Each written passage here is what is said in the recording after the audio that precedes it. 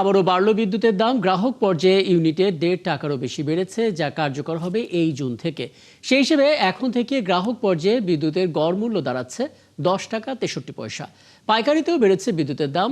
বিস্তারিত জানতে চাই আমাদের সঙ্গে এনার্জি রেগুলেটরি কমিশন থেকে যুক্ত হচ্ছে সহকর্মী মেজবা হাসান। মেজবা, একটু প্রেক্ষাপটটা বলবেন, কোন প্রেক্ষাপটে আসলে দামটা বাড়ানো হলো, কোনো ব্যাখ্যা আসলে পাওয়া গেল কিনা, এবং এখন পর্যন্ত আসলে কমিশনের যে প্রস্তাব, সেই প্রস্তাব নিয়ে আসলে কর্মকর্তারা কি বলছেন?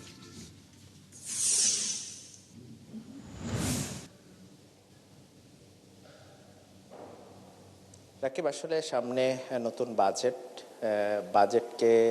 বাজেটের পূর্বেই আসলে এই দাম বৃদ্ধি সবকিছু মিলে যে বিআরসির পক্ষ থেকে আমরা যেটা জেনেছি যে গ্রাহক পর্যায়ে 16 টাকা পর্যন্ত বাড়ানো হয়েছে, সে কিন্তু সঠিক কিন্তু কোনো তারা দিতে পারেনি। এবং আমরা প্রশ্ন করেছিলাম যে আসলে এই যে নতুন করে দাম বাড়ানো হলো এবং খুব অল্প সময়ের মধ্যে, আমরা দেখেছি 2024 সালে সবশেষ দাম বেড়েছিল, তারপরে আবার এই অল্প সময়ের মধ্যে যে দাম বৃদ্ধি করো তার বিষয়ে আমরা জানতে চাই যে অল্প সময়ের মধ্যে দাম বৃদ্ধি কারণে কিন্তু এর সঠিক কিন্তু বিআরসি কোনো বলছে যে নতুন বাজেট সামনে, তার আগেই কিন্তু এই দাম বৃদ্ধিটা হয়েছে। এবং এই যে দাম বৃদ্ধি করা হয়েছে, এই দাম বৃদ্ধির পরে গ্রাহক পর্যায়ে এটার প্রভাব কতটুকু পড়বে, এটার কোনো অ্যানালাইসিস কিন্তু বিআরসি করে না। এটি চেয়ারম্যান নিজে মুখে স্বীকার করেছেন। তিনি যেটি বলছিলেন যে সাধারণ ভোক্তা পর্যায়ে যে এটি কতটা প্রভাব পড়বে, কিভাবে ভোক্তারা ইউটিলাইজ করবে, সে বিষয়ে কিন্তু তারা কোনো অ্যানালাইসিস ছাড়াই হঠাৎ করে এই দাম বৃদ্ধি। আমরা এর আগে দেখেছি কয়েক দফা যে শুনানি হয়েছে এবং শুনানির মাধ্যমে এসে হঠাৎ করে এই দাম বৃদ্ধি। একদিকে যে মূল্যস্ফীতির যে প্রবণতা আছে, তার মধ্যেই এই দাম বৃদ্ধি আসলে গ্রাহক পর্যায়ে কিন্তু অনেকটা চাপ সৃষ্টি করছে। একই সাথে আমরা জানতে চেয়েছিলাম যে এখন যে রূপপুর পারমাণবিক বিদ্যুৎ কেন্দ্র সম্পর্কে সে বিষয়ে বলছিলেন যে রূপপুর পারমাণবিক বিদ্যুৎ কেন্দ্রে এখন আমরা গেল সময়ে দেখেছি কয়েকটি সংঘাত, একদিকে জ্বালানি তেলের দাম বৃদ্ধির বৈশ্বিক সংঘাতের কারণে সেই জায়গার পরে আবার এই বিদ্যুতের দাম, এটা সাধারণ মানুষের উপর যে প্রভাব পড়বে, সেই প্রভাবটা কিন্তু অনেক ক্ষেত্রেই হতে পারে। বিআরসির পক্ষ থেকে তারা যেটি বলছেন যে এটি সামনে বাজেট এবং এই বাজেটকে ঘিরেই নতুন যে একটা সেই জায়গা থেকে তারা এই বিদ্যুতের দাম বাড়িয়েছেন এবং এই বিদ্যুতের দাম যেটি জুন থেকে কিন্তু কার্যকর হবে, এটি আমাদেরকে জানিয়েছে। একটু জানিয়ে রাখি যে গ্রাহক পর্যায়ে যে বিদ্যুতের দাম সেটি কিন্তু 16.85% পর্যন্ত বাড়ি হয়েছে এবং পাইকারি পর্যায়ে কিন্তু এটির দাম থাকে। এবং যেটি হলো ক্যাপাসিটি চার্জ সেটি কিন্তু অনেক ক্ষেত্রে বাড়ানো হয়। এক্ষেত্রে বিআরসি চেয়ারম্যান যেটি বলছিলেন যে তারা বিভিন্ন শাখাগুলোতে এটিকে অনেক ক্ষেত্রে রিকোয়েস্ট করে তারা এই ক্যাপাসিটি চার্জ কমানোর বিষয়ে তারা কিন্তু করবেন, এটি কিন্তু আমাদেরকে জানিয়েছেন। সবকিছু মিলে যে বিআরসি চেয়ারম্যান যেটি বলছেন যে জি, আমরা আসলে বিভিন্ন সময় বিভিন্ন উদ্যোগ আসলে এই ক্যাপাসিটি চার্জ সংক্রান্ত বিষয়গুলোতে নিতে দেখি আসলে বাংলাদেশ এনার্জি রেগুলেটরি কমিশনের, কিন্তু এখন আসলে বিদ্যুতের দামটা কোন প্রেক্ষাপটে বাড়ানো হলো সেটা আসলে খুব বেশি স্পষ্ট করা হয়নি, যদিও বাজেট সামনে রেখে এই সমন্বয়টা করা হতে পারে এমন একটা ধারণা দিয়েছেন তিনি। মেজবা হাসান, ধন্যবাদ। যুক্ত হওয়ার জন্য সহকর্মী মেজবা হাসান যুক্ত হয়েছিলেন এনার্জি রেগুলেটরি কমিশনের সামনে থেকে বলছিলেন। এদিকে দেশে একটি অস্থিতিশীল পরিস্থিতি সৃষ্টির চেষ্টা করা হচ্ছে বলেছেন এলজেআরডি মন্ত্রী ও বিএনপি মহাসচিব মির্জা ফখরুল ইসলাম আলমগীর। তিনি এ ব্যাপারে সবাইকে সজাগ থাকার আহ্বান জানিয়েছেন। বুধবার দুপুরে ঠাকুরগাঁওয়ে নবগঠিত রুহিয়া উপজেলায় গণসংবর্ধনা অনুষ্ঠানে এসব কথা বলেছেন প্রধানমন্ত্রী তারেক রহমান নির্বাচনী প্রতিশ্রুতি অনুযায়ী কাজ করে যাচ্ছেন, আর এর জন্য তিনি সম্প্রতি ঠাকুরগাঁও পাবলিক বিশ্ববিদ্যালয় ও মেডিকেল কলেজের কার্যক্রম শুরুর উদাহরণ দেন। পাশাপাশি তিনি জানান আগামী 2 বছরের মধ্যে ঠাকুরগাঁও বিমানবন্দর চালুর লক্ষ্যে কাজ করছে সরকার।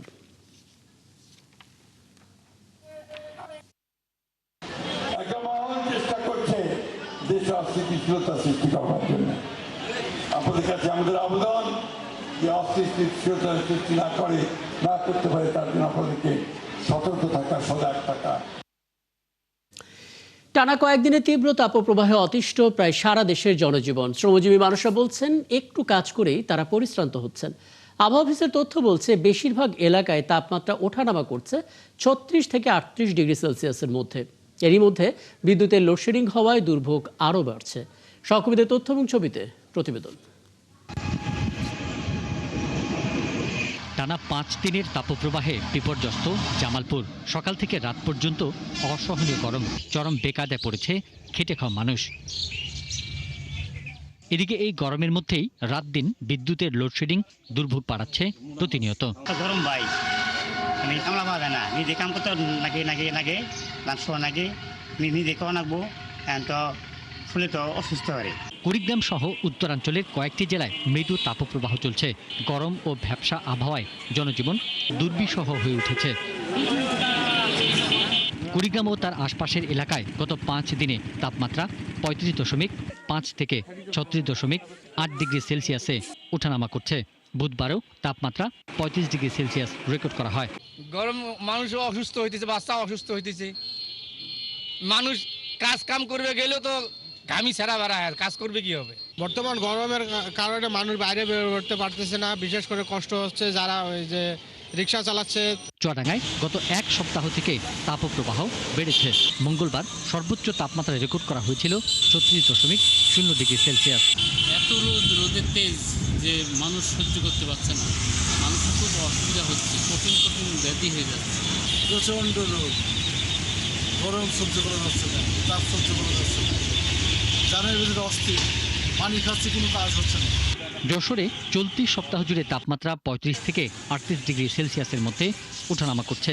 প্রচন্ড গরম, তো এই মুহূর্তে যদি একটু স্বস্তির বৃষ্টি দিত সৃষ্টিকর্তা, তাহলে মনে হয় একটু শান্তি লাগতো। গরমে একদিন খুব ভয়াবহ অবস্থা, এই বাইরে তো হাঁটা যাচ্ছে না, জাস্ট একটু বসে একটু শরবত খাচ্ছি। এই পরিমাণ গরম, এই পরিমাণ হচ্ছে তাপ, আসলে মানে ঢাকায় থেকে আসলে উপলব্ধি করা যায় না। পিন্টু হাজং, ৭১।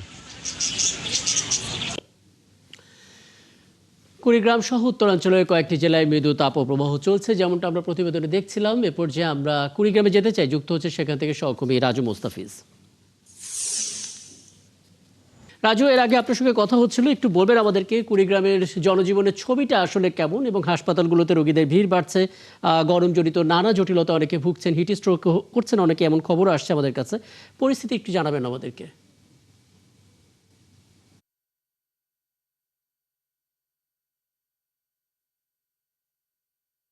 আসলে কুড়িগ্রামের যে অবস্থাটি, আমি এই মুহূর্তে আছি কুড়িগ্রামের একদম মাঝে। আসলে টানা 5 দিন থেকে যে তাপ প্রবাহ চলছে, এতে আসলে মানুষের দুর্ভোগ যেমন পড়েছে, অনেক মানুষ অসুস্থ হয়ে পড়ছে এবং এই মানুষগুলো হাসপাতালে যাচ্ছে এবং হাসপাতালে চিকিৎসা নিচ্ছে।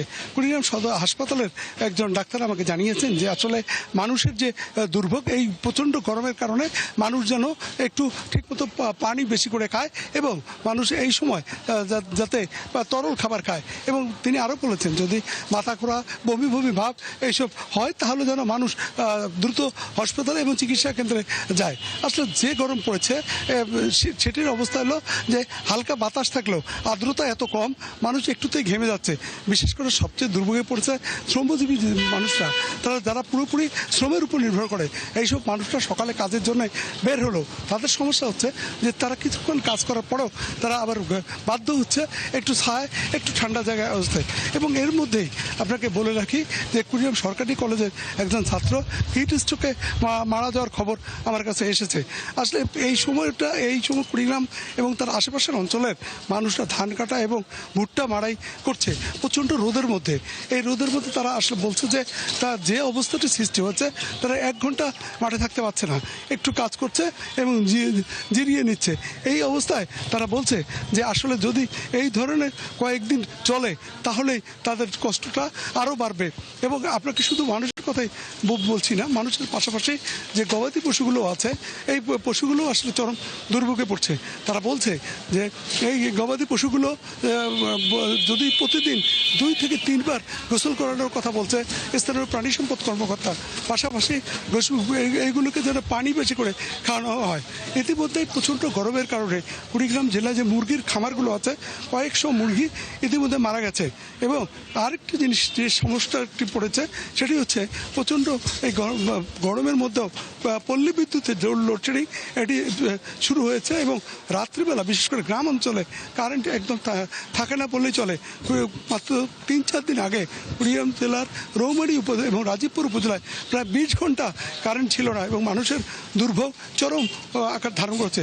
ওই উপজেলা থেকে মানুষ বলছেন যে আসলে তাদের এখানে সারাদিনে প্রায় মাত্র 6 থেকে 8 ঘন্টা কারেন্ট থাকে দিন রাত মিলে। এই ধরনের দুর্গত অবস্থায় পড়েছে এই জেলার মানুষ। এবং এই যে আবহাওয়া, এই আবহাওয়া যে কতদিনই ঠিক হবে।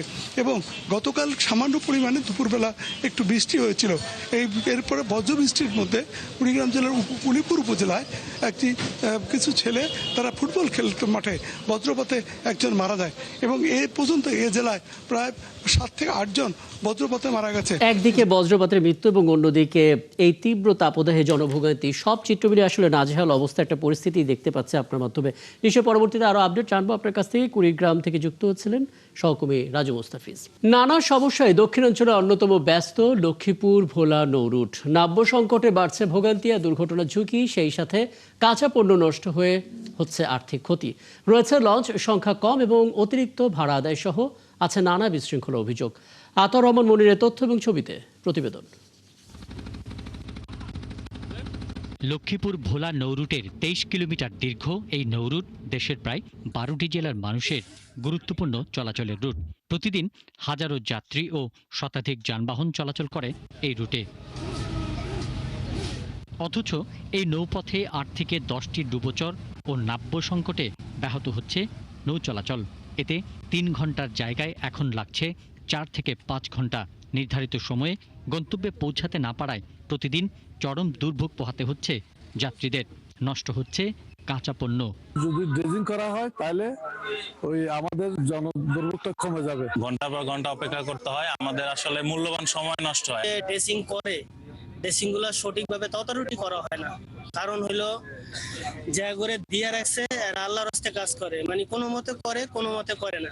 অন্যদিকে যাত্রীদের অভিযোগ, নির্ধারিত ভাড়া 180 টাকা হলেও আদায় করা হচ্ছে 200 টাকার বেশি। লঞ্চ চালকরা বলছে নাব্য সমস্যা সমাধান না হলে এই ভোগান্তি কমবে না। এখন বর্তমানে 2 বছর ধরে মনে করেন 200 টাকা ভাড়া নিতেছে। ভালোভাবে যে ড্রেজিং এই চ্যানেলটার ভিতরে হয়, এটা আমাদের যারা আমাদের এই নৌ মন্ত্রী নৌ কর্মকর্তা যারা আছেন সবার কাছে আমাদের দাবি যে এই চ্যানেলটার ভিতরে ভালোভাবে যে ড্রেজিং করে, দ্রুত ড্রেজিং করে এই নৌরুট আগের অবস্থায় ফিরে আনার আশ্বাস দিয়েছেন পানি সম্পদ মন্ত্রী। এছাড়া দখল করা চরমুক্ত করে কৃষিভিত্তিক শিল্পাঞ্চল গড়ে তোলার কথাও বলেন। রিপোর্টের ভিত্তিতে পরবর্তী করণীয় কি তা নির্ধারণ করা হবে। ডুবোচর অনেকগুলোই আছে, এক এক সময় এক একজন সেখানে প্রভাব বিস্তার করার চেষ্টা করেন। আমরা পরিকল্পিতভাবে যেন এই কাজগুলা সমাপ্ত হয়, সমাধান হয় জনস্বার্থে, জনগণের প্রয়োজনে, সেই দিকে বিশেষ নজর দেওয়ার চেষ্টা করছি। এই নৌরুটে 4টি ফেরি সহ প্রায় 10 থেকে 12টি ছোট বড় লঞ্চ চলাচল করে। পিন্টু হাজং, 71। নারায়ণগঞ্জের রূপগঞ্জে ঢাকা সিলেট মহাসড়ক এবং এশিয়ান হাইওয়ে সড়কের সংযোগস্থল গোয়ালাকান্দাইল চৌরাস্তা এলাকার এশিয়ান হাইওয়ে বাইপাস সড়ক এখন প্রায় পুরোপুরি দখল করে নিয়েছে ময়লার ভাগাড়। আশপাশের বিভিন্ন প্রতিষ্ঠানের পচা ময়লা আবর্জনা সড়কের ওপর রীতিমতো স্তূপ করে রাখায় পথচারী, বিভিন্ন যানবাহনের যাত্রী, সাধারণ এবং স্থানীয় এলাকাবাসীদের দুর্ভোগ এখন চরমে। যদিও উপজেলা প্রশাসন বলছে এই দুর্ভোগ থেকে রেহাই পেতে স্থায়ীভাবে এর সমাধানের চেষ্টা চালিয়ে যাচ্ছে তারা। রিয়াজ হোসেনের তথ্য এবং ছবিতে প্রতিবেদন। নারায়ণগঞ্জের রূপগঞ্জের ওপর দিয়ে চলে গেছে দেশের ব্যস্ততম ঢাকা সিলেট মহাসড়ক ও এশিয়ান হাইওয়ে বাইপাস সড়ক। সড়ক দুটির সংযোগস্থল গোলকান্দাইল গোল চত্বরের এশিয়ান হাইওয়ে সড়কের অংশে প্রায় আধা কিলোমিটার এলাকা এখন ময়লার ভাগাড়। আশেপাশের হাটবাজার, হাসপাতাল, শিল্প কারখানা, বিভিন্ন বিপণী বিতান, ব্যাংক, খাবারের হোটেল, রেস্টুরেন্ট, মাছ ও সবজির আড়ত সহ এলাকার বাসাবাড়ির ময়লা আবর্জনা পড়ে এখানে।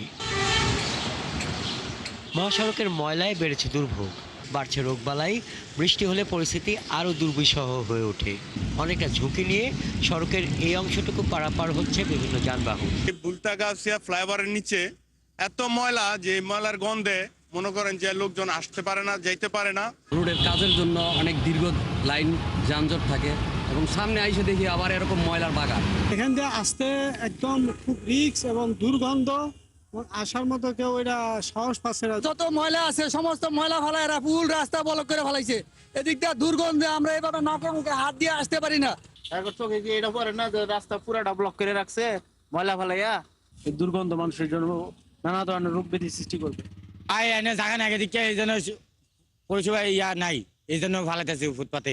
এ বিষয়ে উপজেলা নির্বাহী কর্মকর্তা জানান, উপজেলা প্রশাসনের পক্ষ থেকে মাঝে মাঝেই এশিয়ান হাইওয়ে সড়ক থেকে ময়লা পরিষ্কার করা হয়। 1 সপ্তাহের মধ্যেই তা আবার ভরে যায়। এটি আমরা বেশ কয়েকবার ক্লিন করেছি, বাট এর আগেও বলেছি যে আমাদের ইউনিয়ন পর্যায়ে আসলে ওয়েস্ট ম্যানেজমেন্টের যে আধুনিক যে ব্যবস্থাপনা সেটি করার আর্থিক সক্ষমতা কিংবা টেকনিক্যাল যে সক্ষমতা সেটির কোনোটি গড়ে ওঠেনি, যে কারণে এটি পারা যাচ্ছে না। বাট সবচেয়ে আনন্দের বিষয় হচ্ছে যে আমরা ইতিমধ্যে একটি জায়গা নির্ধারণ করেছি, এই ময়লাগুলোকে এখান থেকে সরিয়ে আমরা সেখানে স্থানান্তর করব। সড়কে চলাচলরত বিভিন্ন যানবাহনের চালক, যাত্রী সাধারণ ও এলাকাবাসীর দাবি স্থানীয় সংসদ সদস্য প্রশাসন দ্রুতই মহাসড়ক থেকে ময়লার ভাগার স্থায়ীভাবে অপসারণে পদক্ষেপ নেবেন। হাসান আহমেদ, ৭১। বিষয়টি নিয়ে আরেকটু বিস্তারিত জানতে আমাদের সঙ্গে যুক্ত হচ্ছে সহকর্মী রিয়াজ হোসেন। রিয়াজ, আপনার তথ্য এবং ছবিতে আমরা প্রতিবেদনটা দেখছিলাম এবং এশিয়ান হাইওয়ের যে চিত্র, সেই চিত্রের পরিবর্তনের জন্য বলা হচ্ছে উপজেলা প্রশাসনের পক্ষ থেকে উদ্যোগ নেওয়া হবে, চেষ্টা চলছে। কোনো দৃশ্যমান অগ্রগতি এখন পর্যন্ত হয়েছে কিনা, কোনো ডেডলাইন তারা দিতে পেরেছে কিনা যে কবে নাগাদ আসলে রাস্তাটি পরিষ্কার করা হতে পারে?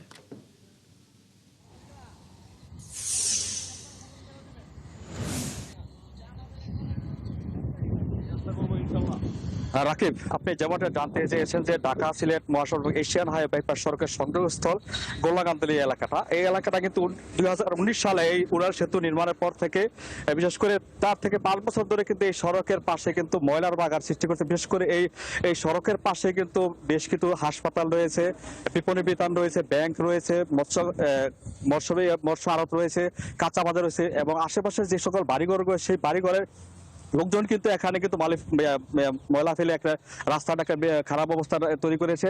এতে এই কারণে কিন্তু গত কয়েকদিন ধরে আমরা যেটা দেখতে পেরেছি যে এখানে এই ময়লা ফেলার কারণে কিন্তু এই সড়কের যে চলাচলের যে রাস্তা একেবারেই বন্ধ হয়ে গেছে, যার কারণে প্রতিনিয়ত যারা দূরপাল্লার যাত্রী সাধারণ এবং যানবাহনগুলো তারা কিন্তু অনেকটাই ভোগান্তির সৃষ্টি হয়েছে, তারা কিন্তু অনেকটাই আতঙ্কে রয়েছে এখন রাতে। এছাড়া কিন্তু এখানে বৃষ্টি হলে কিন্তু পানি জমাতে বিভিন্ন খানাখন্দ তৈরি হয়, সে কারণে কিন্তু অনেকটাই ভোগান্তি। তবে এই ব্যাপারে আমরা আজকে যেটা এখন দেখতে পেরেছি যে এখানে কিন্তু এসে আমরা জানতে পারলাম যে এখানে যে গোলাকান্দা ইউনিয়ন পরিষদের যে চেয়ারম্যান নাসির, ওনার সাথে কথা উনি সহ উদ্যোগে উপজেলা প্রশাসনের নির্দেশে উনি এখানে কিন্তু এই দুপুর থেকে কিন্তু এখানে বেকুর দিয়ে কিন্তু এই ময়লাগুলো সরানোর ব্যবস্থা করে, যাতে করে এই সড়কে অন্তত যানবাহনগুলো চলাচল স্বাভাবিক হয়। তো এই মুহূর্তে আমি কথা বলবো সেই নাসির সাহেবের সাথে। আমরা জানতে চাইবো যে এই সমস্যাটা কি স্থায়ী কোনো সমাধানের কোনো দিক আপনারা দেখতে পাচ্ছেন কিনা? ধন্যবাদ আপনাদেরকে।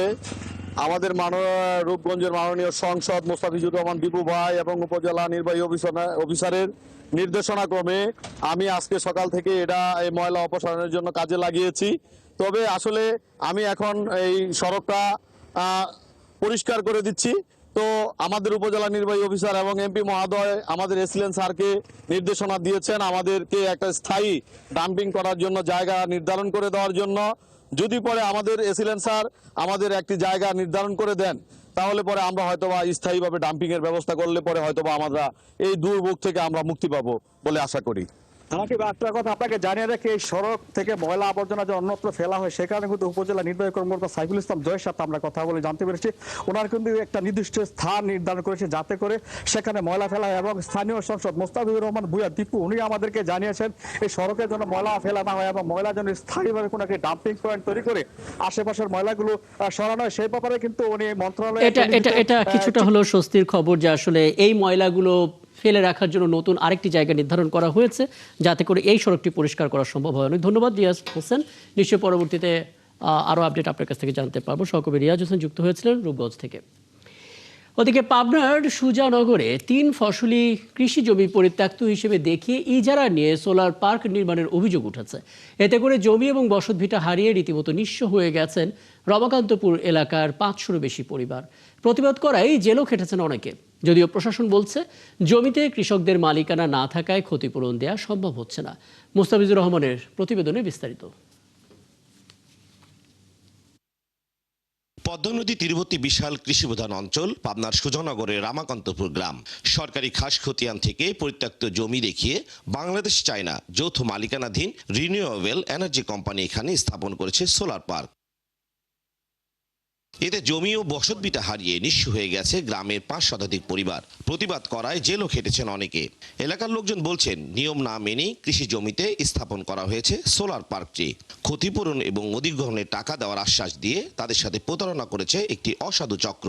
রেকর্ড করার জন্য কাগজপত্র চাইছিল, বিঘাপতি আমরা একটা হাও দিয়েছিলাম, রেকর্ড করা না যে রেকর্ড দিতে আমার জমি ভালো হইবে, আমরা আরামে থাক। টাকাও দিছি দিয়া হালি পারে এরা কয় রেকর্ড করছে না এ লাগে কোম্পানিতে জমি নিয়ে গেল, তাহলে আমরা কি করবো? আমাদের জনগণ বাঁচাতে লাগবে। এরা সব যা আইনছে নিয়ে খালি এগুলি নিয়ে খাইছে রাষ্ট্রে আস্তে আস্তে এরা এগুলো করলে আমরা আরো বলবে গেছি আমাকে নামে কেস কাবারি হয়ে গেছে। সম্প্রতি জমির ক্ষতিপূরণের দাবিতে বিদ্যুৎ প্রকল্প ঘেরাও মানববন্ধন করেছে গ্রামের ভূমিহীন কৃষকরা।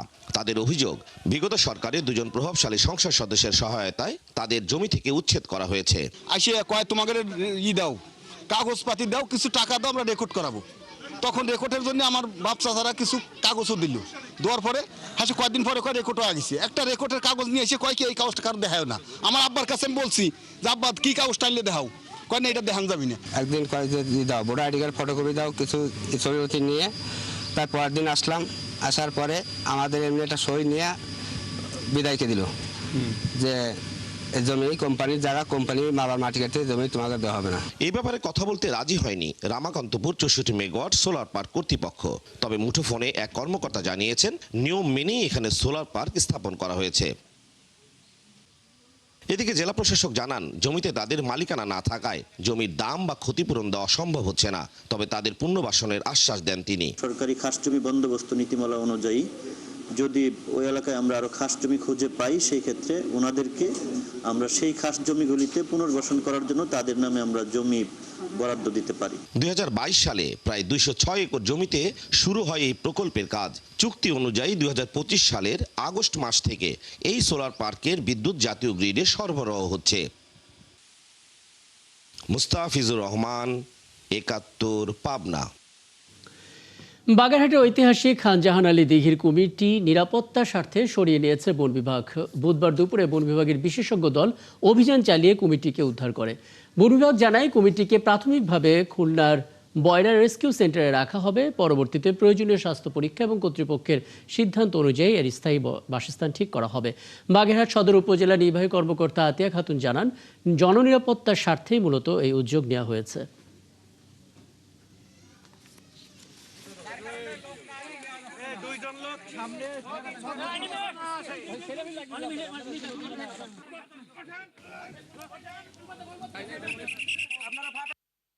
সুন্দরবন পূর্ব বন বিভাগ এবং ফায়ার সার্ভিসের সহায়তায় আমরা সেইটিকে এখান থেকে অপসারণ করে খুলনার বয়রা রেস্কিউ সেন্টার আছে, সেখানে আপাতত আমরা নিয়ে গিয়ে তাকে সংরক্ষণ করা হচ্ছে এবং পরবর্তীতে এই বিষয়ে সিদ্ধান্ত আমরা আপনাদের পরে জানাবো। চলছে দেশযোগ সরাসরি সংবাদ অনুষ্ঠান দেখতে চোখ রাখুন 71 ফেসবুক পেজে এবং সাবস্ক্রাইব করুন 71 ইউটিউব চ্যানেল। থাকুন 71 সাথে।